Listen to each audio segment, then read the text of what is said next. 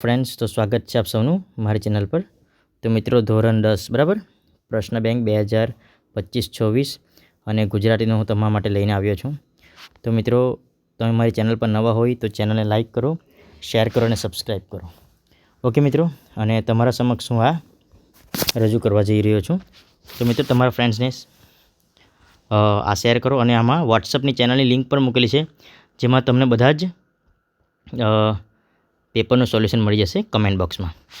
તો મિત્રો, આપણે જોઈએ, ભૂલી ગયા પછી એટલે આવશે રઘુવીર ચૌધરી. વાયરલ ઇન્ફેક્શન એટલે ગુણવંત શાહ. રેસનો ઘોડો એટલે વર્ષા અદાલજા. બીજું, હવે એક કૃતિ અને સાહિત્ય પ્રકાર જોવાનું છે મિત્રો.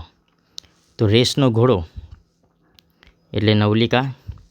ભૂલી ગયા પછી એટલે એકાંકી અને છત્રી એટલે હાસ્ય નિબંધ. બીજું જોયા કરી. હવે આમાં જોવાનું છે આપણે કૃતિ અને પાત્ર.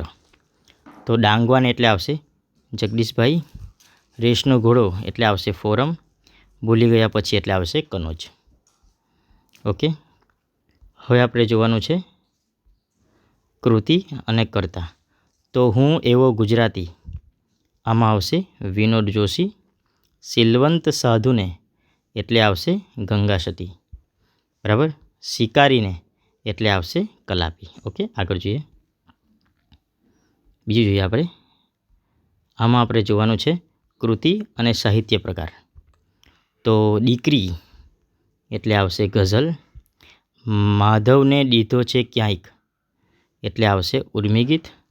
વૈષ્ણવજન એટલે આવશે પદ. ઓકે મિત્રો, આગળ આપણે જોઈએ. તો આ ખાલી જગ્યા છે.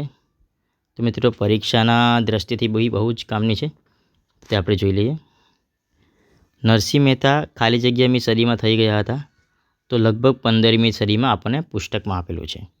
સંજયનું મૃત્યુ ખાલી જગ્યાને કારણે થયું હતું. તો આપણે બધાને ખબર છે કે કિડની ફેલ થઈ હતી તેનાથી. ગંગા સતીએ તેમના શિષ્યા પાનબાઈને ખાલી જગ્યા દિવસ સુધી એક એક રચના સંભળાવી હતી. તો આન્સર આવશે 52.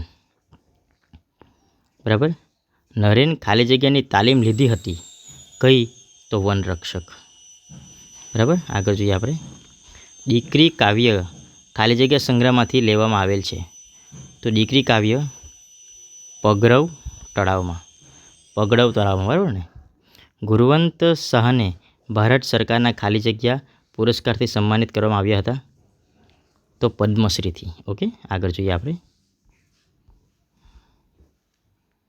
અહીંયા આપણને આપેલું છે કે લેખક છત્રી લેવા માટે, બરાબર, લેખક છત્રી લેવા માટે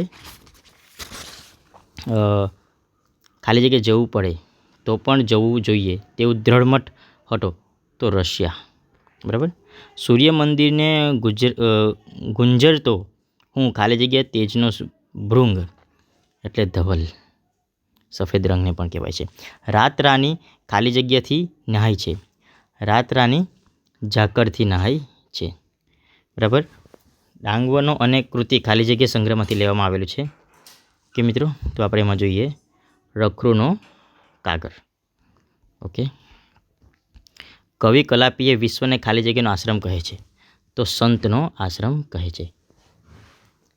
આગળ જોઈએ મિત્ર. 1-2 વાક્યમાં લખવાનો છે સવાલ. તો આપણે જોઈ લઈએ. વૈષ્ણવજન કાવ્ય કોને અતિ પ્રિય હતું?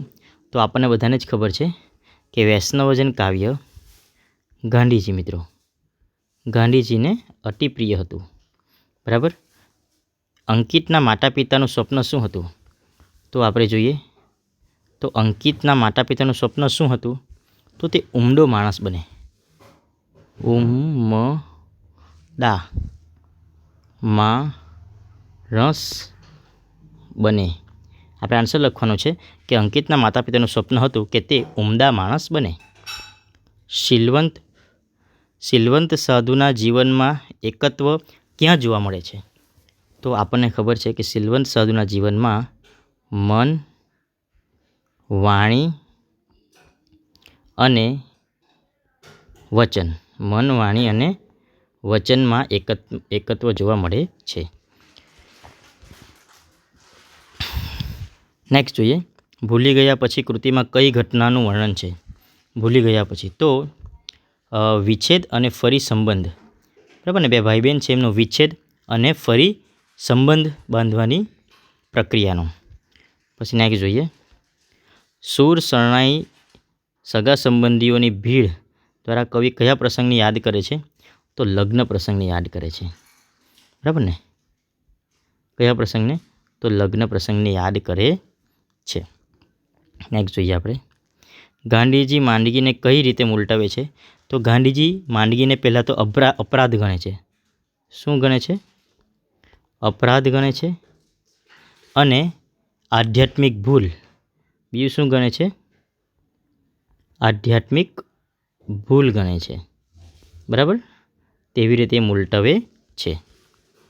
પછી આપણે જોઈએ, હું એવો ગુજરાતી કાવ્યમાં કયા મધ્યકાલીન સાહિત્યકારના નામનો ઉલ્લેખ છે? તો આપણને ખબર છે નરસિંહ મહેતા, બરાબર, નરસિંહ મહેતા, પછી મીરાબાઈ અને વિજાનંદ. ઓકે, નેક્સ્ટ જોઈએ આપણે. ઓકે, લેખક છત્રીને ચંચળ શા માટે કહી છે? શા માટે કહી છે? ઓકે મિત્રો, તો તમે મને જણાવો. તો મિત્રો, તમને વિડીયો ગમ્યો હોય તો લાઈક કરો, શેર કરો અને સબસ્ક્રાઈબ કરો. Thank you. અને તમારા પ્રથમ પરીક્ષાનો પેપરનું સોલ્યુશન પણ હું આમાંથી લઈને આવીશ. Thank you.